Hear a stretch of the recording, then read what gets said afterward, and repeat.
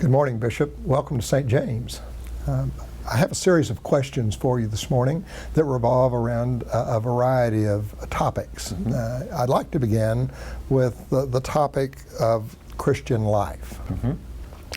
I'd like to know what you think makes a person a Christian. That's a great question. I hear sometimes, especially here in the South, folks will say in a complimentary way, he's a good Christian or she's a good Christian. And I often wonder what in the world they mean by that.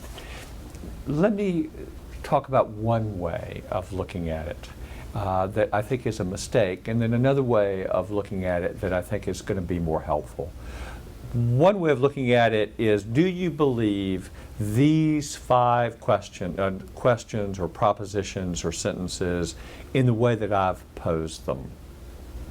And if you can check those off like a true-false test, well, then you're a Christian and it's all done.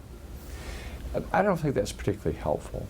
It's probably better to think about being a follower of Jesus. We are Christians, or Jesus followers is how I prefer to talk about it these days. We're Jesus followers when we follow the Master.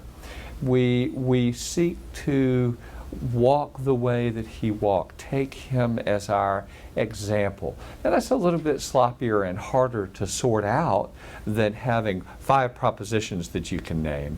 But isn't it the way life really works?